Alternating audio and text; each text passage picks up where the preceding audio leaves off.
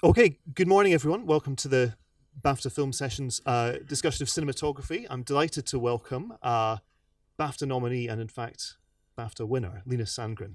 Thank you. Nice to see you guys.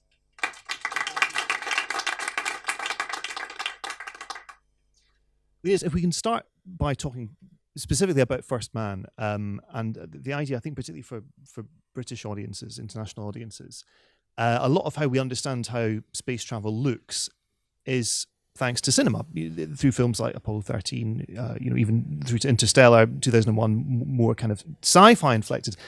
Our understanding of what this experience is and how it is to be in space, it's kind of refracted through cinema to a massive extent. And I wondered, even before your discussions with Damien at the very start, did you have in your head a sort of a sense of what it would take for First Man to work visually? There was a particular essence or something that you wanted to capture.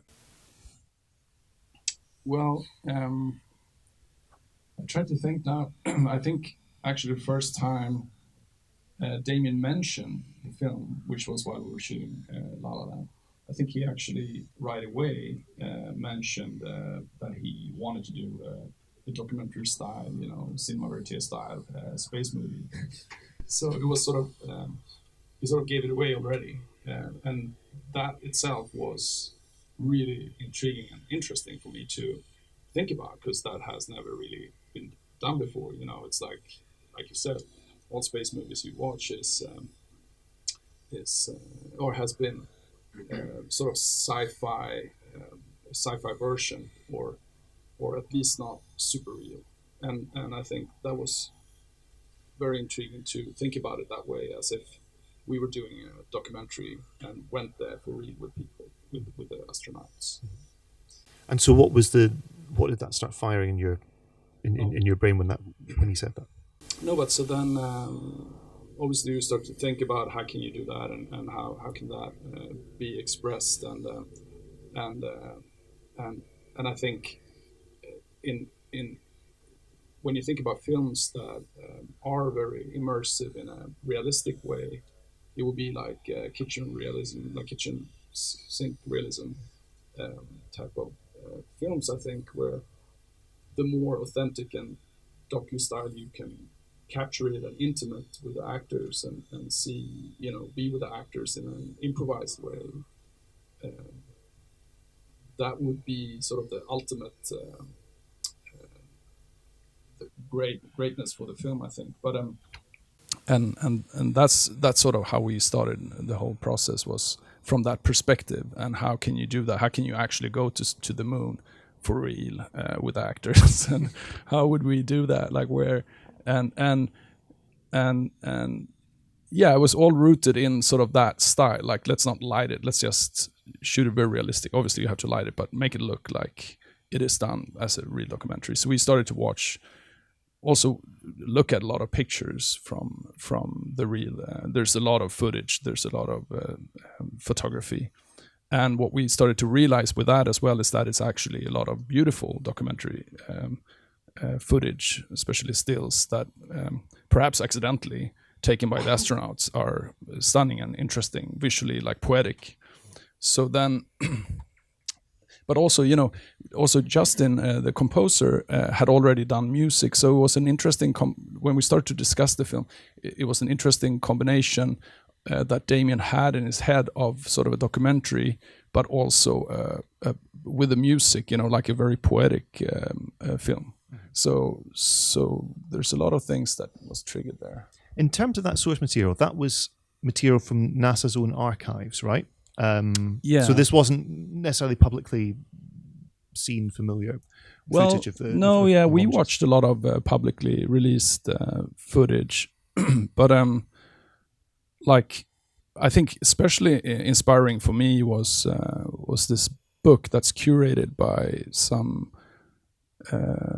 I think it was a book that was put together. I think it's called Full Moon, I think, and it's photographs from all those, like, thousands of photographs. They had selected what was actually stunning images out of an art perspective, So and that book had a lot of beautiful images from the moon itself. But yeah, it was a lot of inspiration from that too. But also, just in general, to try to figure out a way to work, in a documentary, intimate way at home with them, and be as sensitive as possible to the cast's emotional story. Well, look, let's talk about the filming of the domestic scenes then, because those were shot on Super 16, right? So well, both actually. We start in Super 16 in the beginning of the film because that was sort of where we were emotionally closest. That's how we sort of. I think you always have to.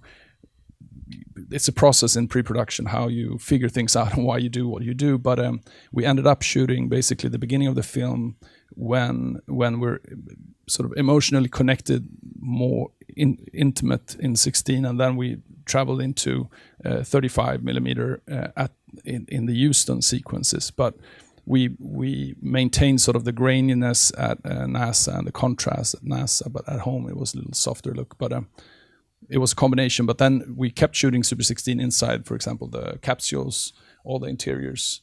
And that had to do with that we were so close to the people that to sort of have that intimate graininess in 35, it just looks too much like a movie, like too slick, So that's why we decided to go 16 in there, because it felt more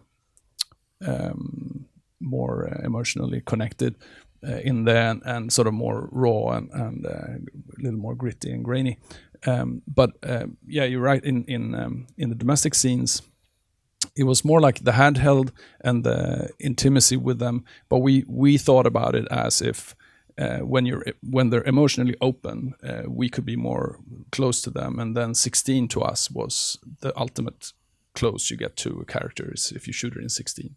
And if you shoot it in IMAX, it's the ultimate distant. So the moon is IMAX, which is like much cleaner and crisper. And then in the beginning of the film, when they are very close and open, then he closes himself, right, and for the work, and we go 35. So in one of those family scenes, are you operating yourself? Or? Yeah. So no, I'm operating one camera, and then I had Devon Slininger, my operator from many movies, on B camera, and we basically we had ideas about the scenes pretty much. Completely throughout the film, we had pretty much the full ideas of the blocking, but we let the blocking happen with actors on the day. So Claire and Ryan, for example, we would rehearse with them a little bit, and then we would start shooting at one position, and we would just move on to try to find new angles, a little more improvised style. And I found an angle I liked, and then Devon had to find another angle, basically. But we sort of appreciated that for the reason that we wanted it to give more authenticity, and we sort of gave ourselves opportunities in the scenes to be where we want to, but we still try to make it a little limited, like it is in a documentary. You can't get to the perfect spot, so we lit the room, had a light in the room, and then we didn't change it for the scene. We just shot it. And presumably that had to be quite carefully concealed because you're shooting all the way around. Oh, yeah, totally. Yeah. So, no, there was a lot of use of practicals, and we had sometimes we had augmented lights from where the lights came from. Like if we needed to help the lights, we could have hidden tubes above, for example, in the ceiling, but generally it was lights from outside the windows, and as you see, it's kind of moody as well. So, and then we shot with zoom lenses, so we changed the image size all the time as well. What kind of effect does that have on the actual performances? I mean, can you see actors moderating what they're doing depending on how close you are to them? Totally. And how can you sort of help draw things out of a performance just purely by camera placement? No, I think being handheld.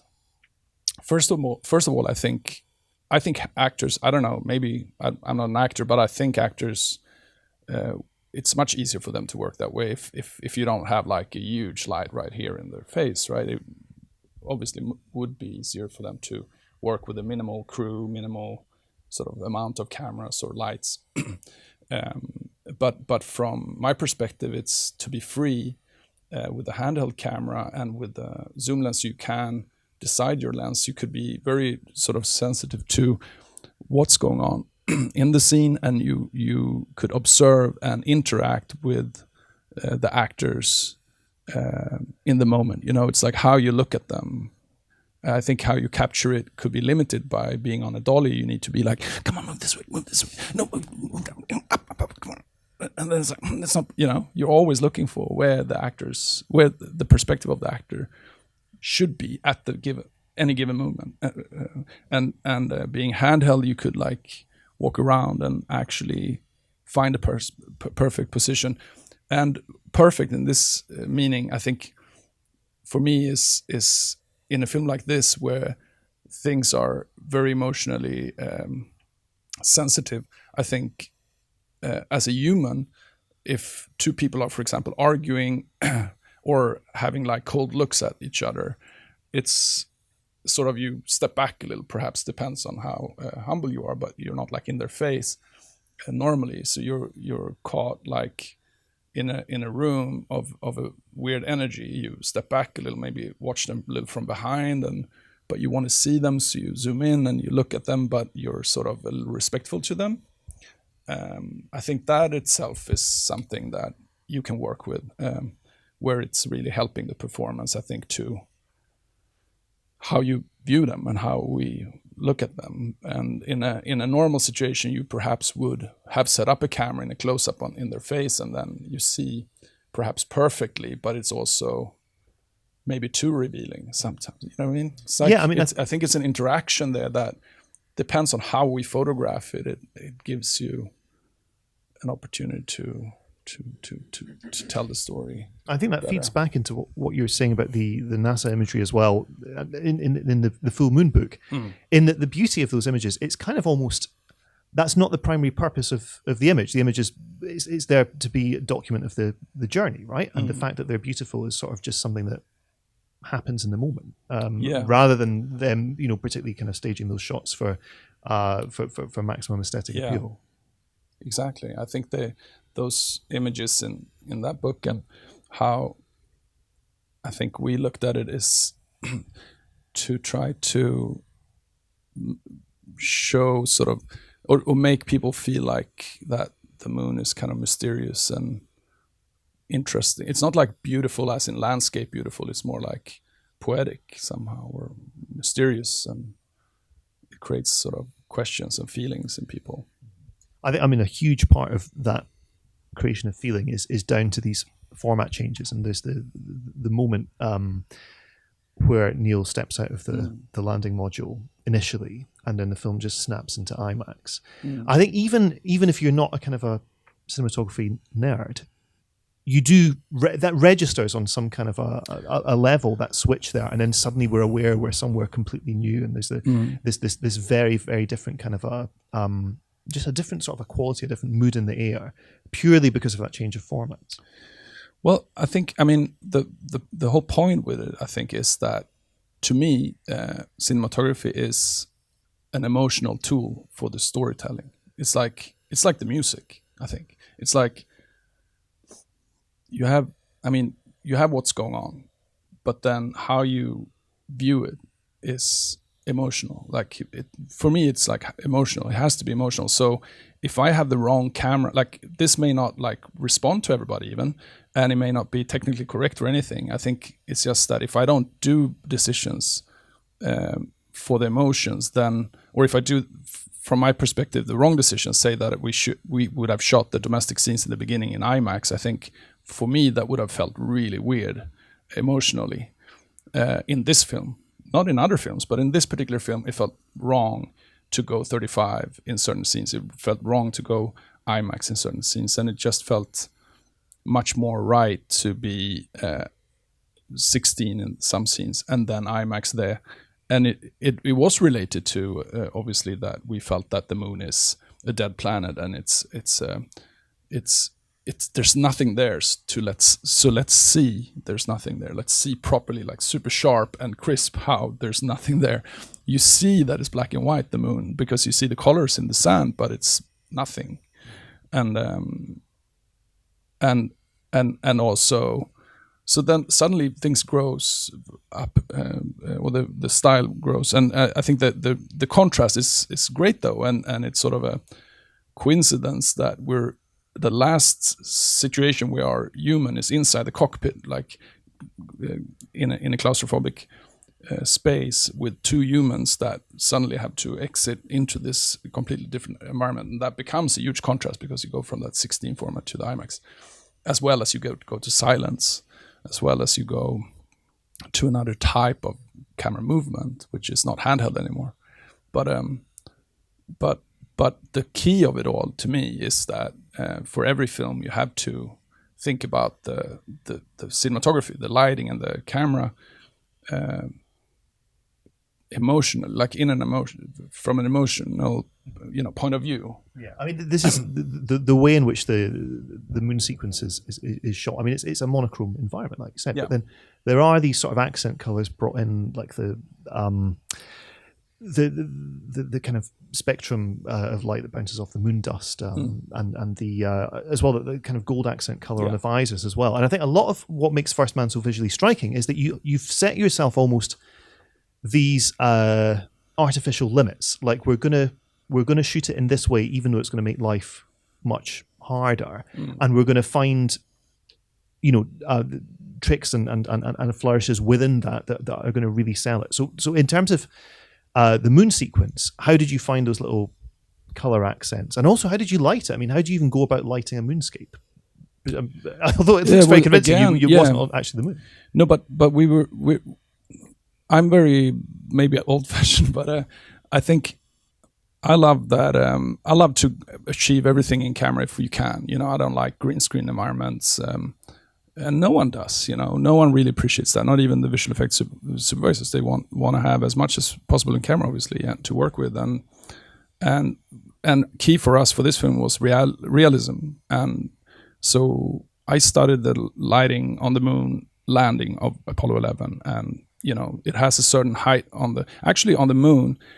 Throughout the entire moon landing, the sun didn't really move. It moved like 1 degree or something, because it's static it's moving in a month, right? So it takes forever for the sun to move on the horizon. So it was very static throughout, and about 15-16 degrees altitude, and so I wanted to create a realistic light there, which means one lamp, or one light source, one sun. And we were considering shooting at daytime and do sort of infrared tricks where you basically shoot black and white and infrared and use the sun. But then we would have a sun that moves, and shooting that whole sequence, it would have like changed. So that wasn't actually an option. And the other option was to use one single lamp. And we discussed, my gaffer was like, we're going to have more lamps than one. It's like never going to work. And I was the same. It's like, maybe we need to have a few, but then you're going to create double shadows. And also with all, the controversy with the moon landing, is like, you don't want to create double shadows. You don't want to create. So I was like, we need one lamp. And the strongest lamp in the world is a 100,000 watt lamp called Soft Sun. And so we did a test where I was thinking, like, if it's far enough away and you stack them really close, if they can be really tight together, it can look like one source. So we took two together in Burbank. We tested at their facility outside their shop, right? And we put it up on a huge mobile crane with two Soft Suns stacked together, like on top of each other. And we lit it up, and it's 200,000 watt from two sources then. And at the distance we were going to be at, everything looked pretty good. It was the exposure was okay, and the spread was fantastic. It spreads like super wide, this lens, but the shadows were a little soft. So So and by the way, as we were lighting up there in Burbank, these aircrafts comes in to land at Burbank Airport, and they got these two lamps in their face in the night, like really strong. So the cops came and said, we had to shut down, you can't light these up, it's like blinding the pilots. It was crazy. Anyway, but then I asked this shoot, it was just in a quarry, or what was the no, but the test was done up in Burbank. Oh, okay. Yeah. So but then I asked David Pringle, who's a gentleman who invented this lamp, how he makes them, and he told me how they make them by hand, and they have this factory where they hand blow these light bulbs. They're like, what are they, like 2.5 meters long, bulbs, xenon bulbs, and in a big housing. And that made me think, like, if you make them yourself, couldn't you just, because this wasn't really efficient enough because it was 2 lamps, so why couldn't you make one 200,000 watt instead of 2, could you beef it up? And he was thinking, and he was like, let me think about it. And then the next day, he sends me an email and says, you kept me awake all night. I've been thinking, this is like actually going to work. I'm going to be able to make a 200,000 watt lamp for you, and give me 3 months, and we're going to build 2 of them. And he did, and he brought them in. It was like a prototype, right? But he brought those 2 of those in, and also those other 100,000 watts just in case. And so we had we lit the surface with one single 200,000 watt lamp, and that was really, really bright and realistic. So it was really, the key for me was realism. So 1 lamp and 1 sun, and we put it in the angle of the of the craft, because that whole like moonlander was standing there in the quarry. So when you stood there in the quarry with the actors in their suits, we were hiding the crew as well, because we didn't want to have reflections, and there was some man-made hills in the background, quarry hills. But other than that, Nathan Crowley had been designing the set far. It was like wasn't that 500 by 500 feet, I think, or 100 200 meters, something. He did a moon landscape and dug a huge crater and sort of modeled the whole landscape. So when you stood there, it really felt like very close to being on the moon, actually. Was that the first time you'd operated IMAX, shooting that sequence? Yeah, it was actually, yeah. What was it? I mean, what's the tricky thing to get to grips with? What's the... The tricky thing is that, you roll a 1,000-foot mag that normally in a 35 camera would be 10 minutes. That is like 3 minutes on an IMAX camera. So it's a very short amount of footage to shoot on, and they're quite noisy. So it's tricky to shoot with sound. But no, I mean, for me, equipment is not so... I mean, I know sort of most of it, or all of it, I assume, or like cranes and whatever, but I think those are just tools for doing what you need to do. It's like this lamp. It's not like, I like this lamp, so let's do something with it. It's like, we needed a lamp that was strong, so let's make a big lamp. But so the sort of the technology is not the key. It's like what comes out, like, So, but those cameras are cool. I like them. Yeah. It's kind of amazing that it's only really been, not much more than a decade that IMAX has been used for features, right? I mean, because it was a documentary format for so long. Oh, totally. Yeah. And then, was it Dark Knight? Was that the first? I'm not sure. I think first one? It was one of the first, I think. Maybe it was Nolan for sure. Yeah. Yeah. No, it's fantastic. He really took it out there but it's a beautiful format, and it's like the same as a medium format photography on stills, right? So it's that size, 6x7, basically. The formats of the archive material that you were looking at NASA, there were some really unusual, stuff that's just died out since the 60s and 70s, right? Film stock sizes that you just don't find anymore. When you looked at those, did that give you any kind of idea of particular visual textures or effects you wanted to capture in the film, or were there any logistical difficulties in even viewing those formats now? Well, a lot like the documentaries, they were shot, I think, in Kodachrome, which is reversal stock. We investigated if we could shoot Kodachrome, but it wasn't out yet. You know, Kodak. Have you started making it again? Yeah, Right. Kodak started making Kodachrome again, but it wasn't out yet. And in retrospect, I think it is challenging to shoot on reversal stock because it's whatever you photograph is what you get, so you can't really change much. You know, it's like limited in changing, which is beautiful too. But that's how they shot. I'm pretty sure the documentaries must have been Kodachrome. I'm not. I think so. The 16 mil. And yeah, it was very. I mean, it was inspiring for the look, for sure. But we worked on negative, but we treated it very naturally. Though it came out pretty much in a similar way, even though it was a negative we shot on, because we processed the film, push process, so it got grainier and it got more color. But I like to treat the material that you photograph as sort of natural as possible and not tweak too much like Instagram looks on in post. So I rather stay with it the way it would have come out as as an analog print, and we did as well an analog print for First Man actually, which not many people have seen. I think it's probably an archive thing more, but. That was actually something that really amazed me about the Lovely Night sequence in La La Land, was how sort of it's very easy to imagine that sequence feeling very stagey, right? I mean, you could, if you were looking for that particular dusk light, you could green screen it. In oh yeah, most people think it's studio. Yeah, really? I think so. I don't know.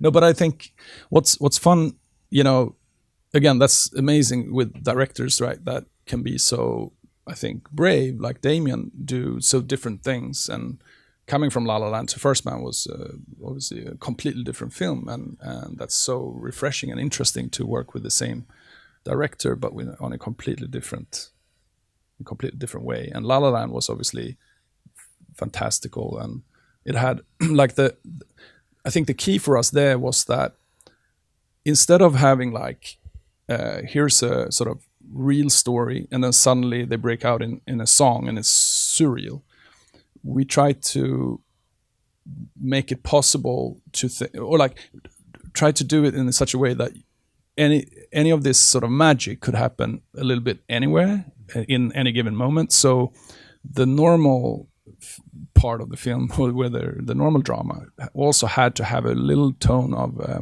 and heightened style.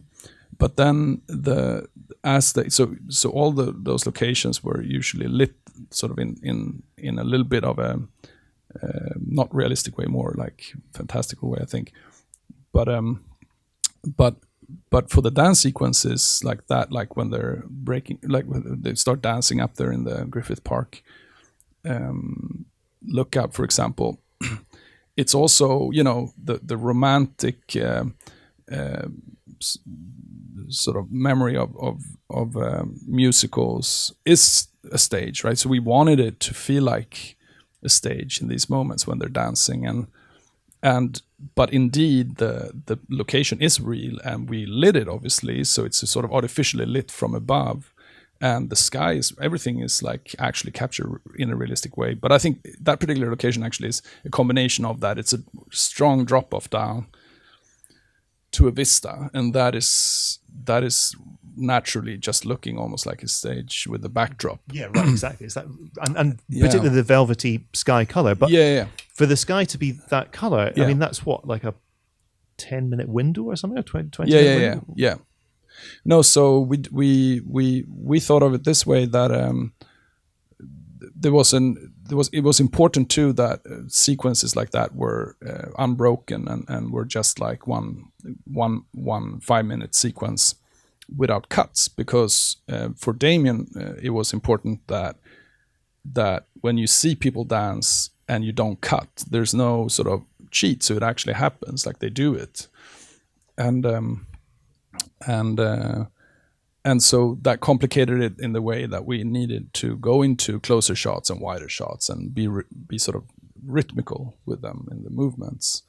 And that was tricky, because when you move a crane to one side and crane to the other side, it's hard to hit sort of the rhythm of the music. And we had an amazing crane operator, Bogdan, who is sort of rhythmical. And normally when you move a crane, you're a few people, you're like 3 people or something. But he does it all himself, generally. He holds both the arm and he has his telescope thing. And what was really critical was to move it in rhythm. So when it stops on beats, like each turn and so. So that sequence, I think he had like 35 marks for that sequence, I think. But so what we thought of for the lighting, you asked about lighting, was basically that it's going to become 5 minutes of the movie. So 5 minutes of a movie is on a normal film, or like on our schedule, which was 40 something days only. It was still that, you shoot 3 minutes of the movie a day, and 5 minutes is more than a day of a movie, normally. So you get 5 minutes, so you could actually spend the entire day on that scene.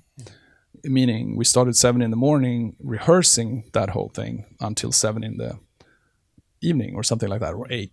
It was a 12-hour day, I think. So we had 1 hour lunch.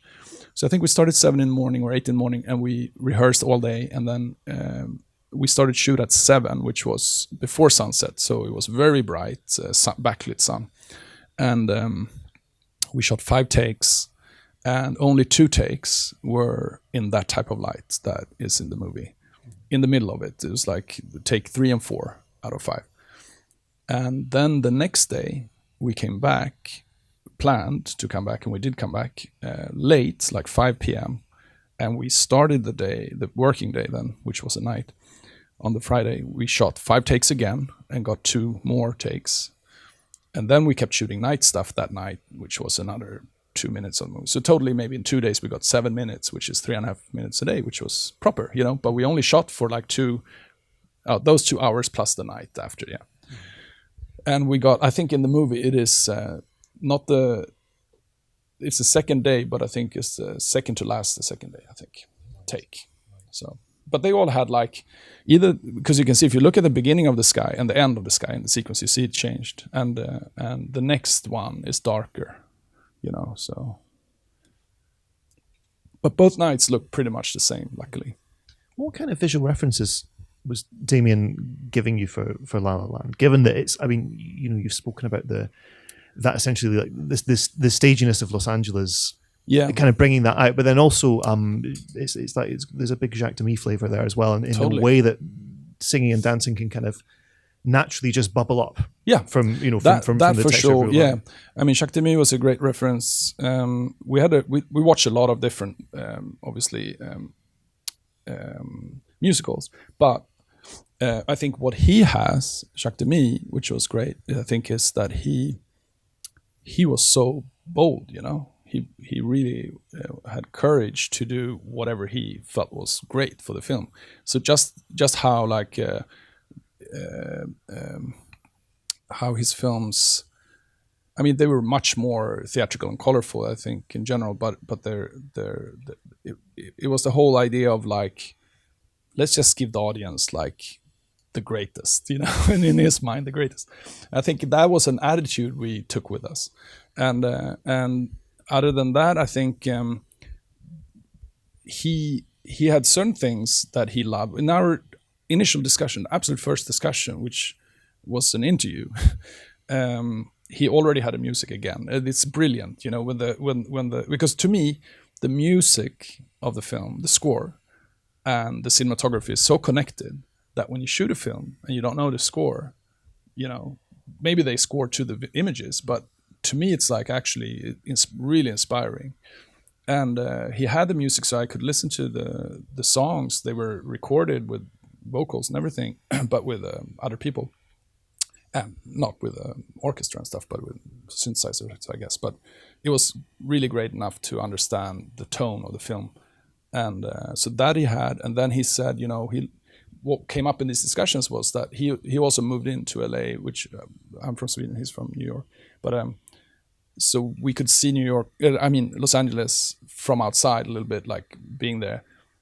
And what we both found in this discussion was that there's that beauty of like the location of Los Angeles in geography it's like sitting on the west coast of a huge continent, then it's just a huge ocean, right? So it's beautiful sunsets, and and also there's parts of Los Angeles that's super close to nature, but there's also that whole urban, really ugly part of Los Angeles, and the combination of the beautiful sort of nature with the grit of the gritty cities with the telephone poles and stuff. I remember we discussed like Lincoln Boulevard, going from basically from the airport to Venice, which both of us were in Venice. It's like full of like telephone poles, and then when the sun sets, it's just magical, like how that gritty street looks so beautiful. And that was like really key for us. That was like a key element for how we were gonna proceed with the film. And he said he really loves blue, and he really loves he would love blues. And then I found like images that I thought was a beautiful combination of blue and pinks and greens, basically.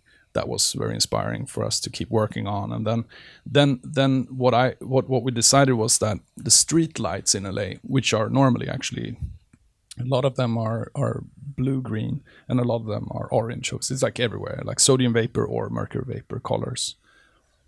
That is sort of the realism for us, would be to take the correct colors from the world, but like light it theatrically. And so we took like the street light color of mercury vapor, the cool white color that we see all the time, but we used it on lights that were more theatrical and created sort of a theatrical environment in the real world. In all those, like when she walks by herself, we have like a big spotlight on her, but it has that color that street lights have. And we decided that LA in our film had those blue-green sort of street lights instead of orange. So that was like a style that we worked out to be more romantic and create a romantic city. But we looked for sort of locations that were more there's lots of iconic locations, LA locations that Damien found with that he wanted to shoot in. And we had second unit also. Again, Devin Slinger was B camera operator. I was not operating though. It was Ari Robbins, was a steady camera operator. But Devin went out to shoot a lot of Los Angeles architecture. Loads like that is also not in the movie, but he shot a lot of that too. You mentioned earlier this idea of trying to avoid the Instagram like fake look, and it's I mean, I don't know how much of a bittersweet compliment it is, but you can see Instagram style photography, I think, borrowing like what you did in La La Land and also First Man, like looking for those kind of the kind of visual textures that you've very painstakingly created, in a real environment, and then just kind of trying to filter it. I mean, do you recognize like the work that you've been doing? Do you see it sort of cropping up in this kind of fast foodie form elsewhere? No, but I haven't really paid attention to that actually. But maybe, I mean, what I mean is really like that. Basically, it's not that you can't create cool stuff in Instagram. It's just that with if you have an image that is like black and white and you want to make it color, then isn't it better to shoot on color film than to create color on that black and white image later? It's like hard, right? And you need to hand color, and you need to, even with filters, it would be impossible basically. But so that is an extreme. But if you then photograph the real street and then you try to create those colors we did, they're not there. So how would you do it? Well, you add color later that is artificial because it's not there. So in order for us to create like those skies, for example, is by lighting the entire environment green, because otherwise you can't get those pink skies. So when you white balance the camera to the green, the skies goes pinker.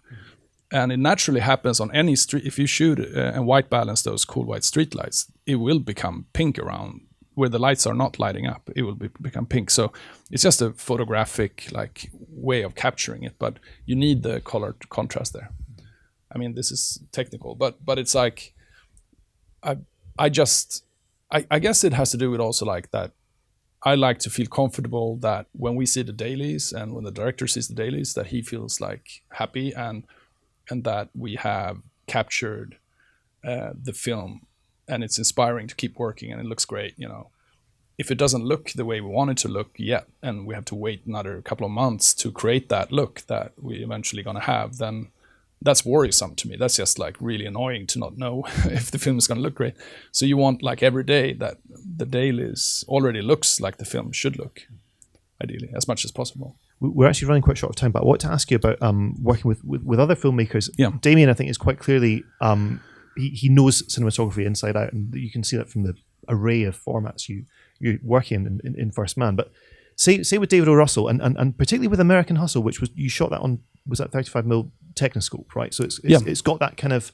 which, by the way, is what we shot First Man 35 on too. Right, that's right. Technoscope, Okay, yeah. okay. But it has that kind of vintagey quality to it. But is that something that David would have brought to you and said, this is how we're going to achieve it? Or is he the kind of filmmaker to say, look, I have this idea about the visual texture, I'll leave it up to you to... Yeah, I mean, I think all directors they're obviously visual storytellers, so they all have like ideas, and they could be more or less like into proposing, lighting or how camera works. I think actually in American Hustle, a lot of the camera movement, that was very much David O. Russell wanting to be free. He didn't like the idea of being locked on a dolly. He was like, tripod? I don't think so. And it's like, oh, but it's a static shot. Yeah, but who knows, And so you put out like a Steadicam operator, and he creates a static shot. And very much in Joy, for example, it's a much more gentle film than American Hustle. And in Joy, we still shot on Steadicam. It's like his tool in order to be, and it's the same thing for him to be free, like we talked about in the beginning. It's like, if he feels like the right moment appears with the actor, perhaps he needs to push in on his face or her face. And he did a lot, like that kind of thing with the camera. And in some scenes, the camera just stayed static because it didn't need to move. And David would always stand like this, and I would stand next to him to make sure he doesn't move it weird. And he would hold the operator like this, and he would be like push it, like he wouldn't even tell him, we would just push him. And it's the way we work, and it's interesting, like his process, because it's driven by that David, and especially was a lot in American Hustle, where he his talent is that he keeps developing the film completely, entirely, all the time, and he interacts with actors in the way that if the actor says a line in a way that he inspires him, he could come up with a new line, and he throws that line out, and the actors would have to pick that up and move on. And it's like an improvisation that is bouncing back and forth between him and the actors. And he would start to chuckle and laugh, and he would be like, this is awesome. And he would just keep feeding them lines. And he's so quick, right, that he can watch the movie on his monitor. He's got this little monitor, and I'm with him. And we watch this monitor, and he would sort of react to watching the movie, basically, and come up with new ideas and new lines so quickly that he can feed them fast enough for them to say them like right away. And that, in combination with a camera that can always move, gives him flexibility, So that's a freedom he needs. And so the lighting in American Hustle, in particular, had to be adapted to that type of idea of being able to shoot anything, anywhere, at any given moment. And if I lit for one angle and then he turns around, it would look shitty, but he would probably prefer to capture the acting in that moment anyway, over the lighting being perfect. Even though he would probably not like how it looks, he would be upset that it looked bad, but he would want it to be able to shoot. So you need to prepare for that. So I came up with this idea that let's just light all the walls. Like if you stand in the middle of each location and look around 360, it should just look great wherever you look. And there may not be any light here where we are, but there would be like in the backgrounds enough. So that's how I pre-lit everything. So basically you walk in the room, and wherever you look, the most part of the image, the background looks great, like that in those directions. That's easy because it doesn't affect the actor. So you can turn 360. And then we had, then I also perhaps augmented in the ceiling because we normally don't tilt up, right? So we would augment the light sources to push in light. And then those were on dimmers. So we could like, if we turn around, up with the light this way or this way for backlighting. And so that worked. And then the actors didn't have any light in their faces. So, you know, from camera. So then we had a rice ball that was with the gaffer on a sound boom, and he could run around with that to fill their faces enough. And he would play it like with a little dimmer and improvise that as well. And everything became like an improvised jazz, you know, shooting style. And then that may not have been how I would have wanted to light ideally, but it was a good compromise because it gave him flexibility to shoot the movie he wants to, and then that movie became that way. You know, it's like, and I think you need to adapt to what the director like prioritizes, but still do the best you can. And I think that was the best we could. But then there's a lot of, you know, like with the costumes and the hair and everything is sort of visually stunning clothes and hairs and the set, and so that all in combination became that film, you know. We have sadly run out of time just before we can get on to the new Bond film, so we will miss out on all those secrets. We'll hear about them another time, I'm sure. But Linus, thank you so much for your time today. Sure, thank you. Thank you so much. Thank you.